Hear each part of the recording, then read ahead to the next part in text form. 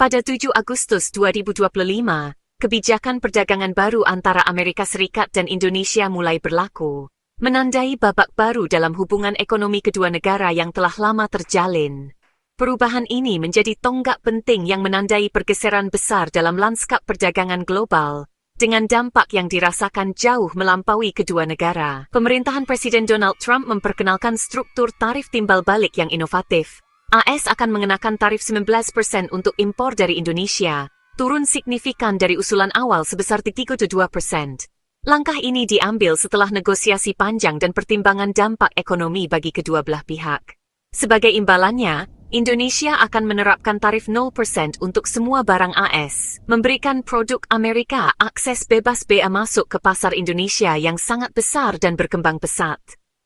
Kesepakatan ini merupakan bagian dari strategi AS yang lebih luas di Asia Tenggara, di mana perjanjian serupa juga telah dijalin dengan Filipina untuk memperkuat pengaruh ekonomi Amerika di kawasan ini. Indonesia juga berkomitmen untuk melakukan pembelian besar-besaran barang Amerika, termasuk 50 pesawat Boeing yang akan memperkuat armada penerbangan nasional dan mendukung industri aviasi AS.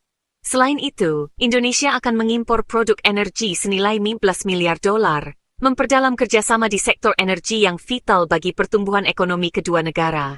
Tak hanya itu, produk pertanian Amerika senilai $4,5 miliar juga akan masuk ke pasar Indonesia, mendukung petani AS dan memenuhi kebutuhan pangan nasional. Langkah-langkah ini dirancang untuk secara langsung menguntungkan sektor-sektor utama AS seperti manufaktur, energi, dan pertanian, sekaligus mengatasi defisit perdagangan yang selama ini menjadi perhatian utama. Indonesia juga akan membongkar hambatan non-tarif, termasuk menghapus pajak layanan digital yang selama ini membebani perusahaan teknologi Amerika. Selain itu, pembatasan ekspor mineral penting akan dilonggarkan, membuka peluang baru bagi perusahaan pertambangan dan industri hilir Amerika. Perjanjian ini menyederhanakan proses perdagangan, membuatnya lebih mudah dan efisien bagi perusahaan Amerika untuk berbisnis di Indonesia, serta mendorong investasi baru. Paket komprehensif ini menandakan era baru kemitraan ekonomi yang dibangun di atas konsesi bersama, saling menguntungkan, dan kepercayaan yang semakin dalam.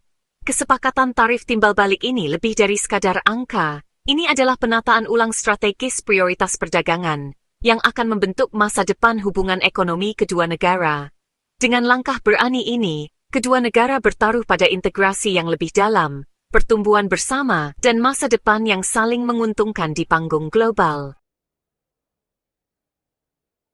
Meskipun ada kekhawatiran, para pemimpin ekonomi Indonesia tetap tenang mengenai tarif baru AS sebesar 19%.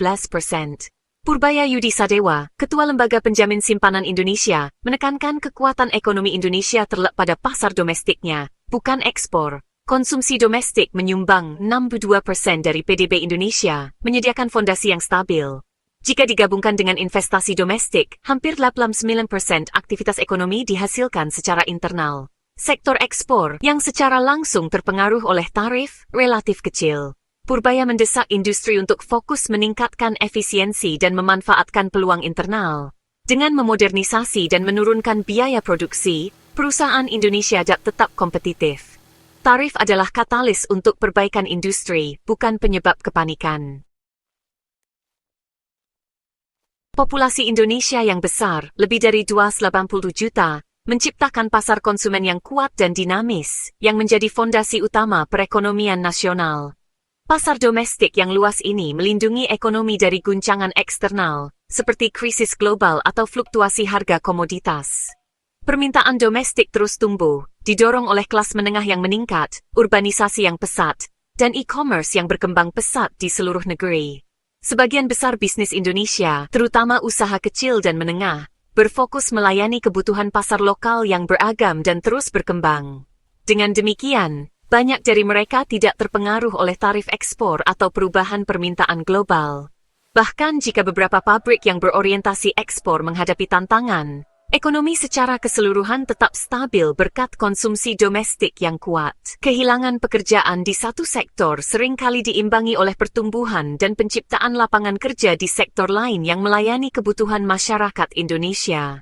Dinamisme internal ini memungkinkan pembuat kebijakan untuk mengambil pendekatan jangka panjang dan strategis dalam merancang kebijakan ekonomi.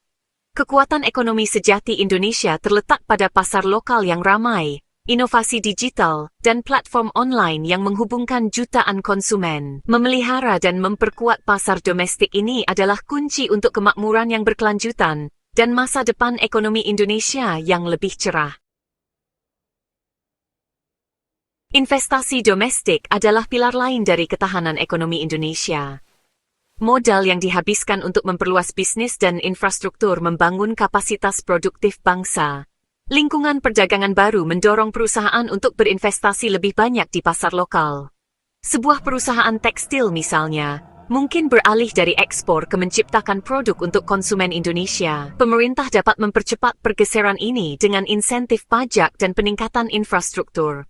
Siklus investasi publik dan swasta yang saling memperkuat ini mendorong pembangunan berbasis luas. Fokus pada investasi domestik adalah strategi proaktif untuk ekonomi yang lebih kuat dan mandiri. Dengan meningkatkan industri dan infrastruktur, Indonesia memastikan pertumbuhan jangka panjang dan penciptaan lapangan kerja. Di Asia Tenggara, tarif AS sebesar 19% untuk Indonesia relatif kompetitif. Negara-negara lain seperti Vietnam menghadapi ancaman tarif yang lebih tinggi. Mengamankan tarif 19% adalah kemenangan strategis, menempatkan Indonesia secara menguntungkan dibandingkan pesaing regional. Perusahaan Amerika yang mencari sumber dari Asia Tenggara sekarang akan mempertimbangkan perbedaan tarif ini. Kesepakatan Indonesia memberikan eksportirnya potensi keunggulan harga dibandingkan pesaing. Wilayah ini bergegas untuk menyelesaikan kesepakatan sebelum tarif yang lebih keras berlaku, tetapi kelincahan diplomatik Indonesia membuahkan hasil. Hasil ini menyoroti pentingnya daya saing relatif dalam perdagangan global. Indonesia telah mempertahankan posisinya dan mengamankan akses stabil ke pasar AS. Tarif 0% untuk impor AS adalah kemenangan langsung bagi konsumen Indonesia. Produk Amerika, mesin berteknologi tinggi, peralatan medis, dan barang premium, sekarang dapat masuk ke Indonesia dengan harga lebih rendah dan lebih terjangkau bagi banyak orang. Ini berarti lebih banyak keluarga Indonesia kini bisa menikmati teknologi terbaru, peralatan kesehatan canggih, dan produk berkualitas tinggi yang sebelumnya sulit dijangkau. Penurunan harga ini membuat produk-produk Amerika menjadi pilihan yang lebih menarik di pasar, memperluas akses konsumen terhadap barang-barang yang sebelumnya dianggap mewah. Impor ini seringkali tidak memiliki padanan lokal, sehingga kebijakan ini tidak merugikan industri domestik. Justru, konsumen mendapatkan alternatif yang lebih baik tanpa mengorbankan produk dalam negeri. Bisnis Indonesia mendapatkan akses ke peralatan dan teknologi yang lebih baik, meningkatkan produktivitas dan daya saing di pasar global. Konsumen mendapatkan manfaat dari lebih banyak pilihan dan harga yang lebih rendah untuk segala hal mulai dari elektronik hingga fashion, serta produk rumah tangga lainnya. Peningkatan persaingan akan mendorong efisiensi dan nilai di seluruh sektor retail, menciptakan pengalaman belanja yang lebih baik bagi semua. Tarif 0% adalah kebijakan pro-konsumen dengan manfaat nyata dan langsung, memberikan dampak positif yang bisa dirasakan setiap hari. Ini mengubah kesepakatan perdagangan yang kompleks menjadi penghematan nyata bagi rumah tangga Indonesia, sekaligus meningkatkan kualitas hidup mereka secara keseluruhan. Efek Harley-Davidson menggambarkan dampak impor AS bebas tarif. Dengan dihapusnya tarif, harga Harley-Davidson di Indonesia bisa turun hingga 30%, membuatnya lebih terjangkau bagi lebih banyak orang. Efek ini meluas ke berbagai barang Amerika, mulai dari laptop hingga peralatan khusus. Harga yang lebih rendah dan akses yang lebih besar menguntungkan konsumen dan bisnis. Contoh Harley-Davidson menunjukkan bagaimana pasar terbuka diterjemahkan menjadi keuntungan di dunia nyata. Ketika orang melihat manfaat ini, produk yang lebih murah, lebih banyak pilihan, mereka mendukung perdagangan bebas. Perjanjian baru ini tidak sepihak. Ini membawa keuntungan langsung bagi konsumen Indonesia. Pasar terbuka dan tarif yang lebih rendah mendorong kemakmuran dan dukungan publik untuk perdagangan.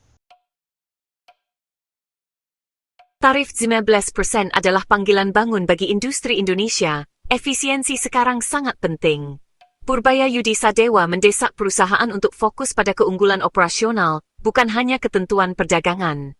Perusahaan harus merampingkan produksi, mengurangi pemborosan, dan mengadopsi teknologi baru agar tetap kompetitif. Investasi dalam otomatisasi, manufaktur ramping dan analitik data dapat mengimbangi biaya tarif. Peningkatan ini akan menguntungkan perusahaan Indonesia di semua pasar, tidak hanya AS. Sektor industri yang lebih efisien, lebih kuat dan lebih tangguh secara global. Ini adalah katalis untuk inovasi dan generasi baru juara industri. Tarif bertindak sebagai filter, menghargai perusahaan yang berkomitmen untuk perbaikan berkelanjutan. Merangkul efisiensi sekarang akan mengamankan tempat Indonesia di masa depan perdagangan global. Perjanjian perdagangan AS Indonesia adalah penataan ulang strategis, bukan kemunduran. Dengan hampir 90% PDB didorong oleh konsumsi dan investasi domestik, Indonesia terlindungi dengan baik dari guncangan eksternal. Tarif 19% mendorong industri untuk memodernisasi dan meningkatkan produktivitas. Tarif 0% untuk barang AS memberikan manfaat langsung bagi konsumen dan bisnis. Efek Harley-Davidson melambangkan kekuatan konsumen baru dan peningkatan standar hidup. Akses yang lebih murah ke teknologi kelas dunia akan mendorong pertumbuhan lebih lanjut. Dengan memanfaatkan kekuatan domestiknya dan merangkul efisiensi, Indonesia siap untuk sukses. Ini adalah momen untuk percaya diri. Indonesia siap untuk berkembang di era baru perdagangan global.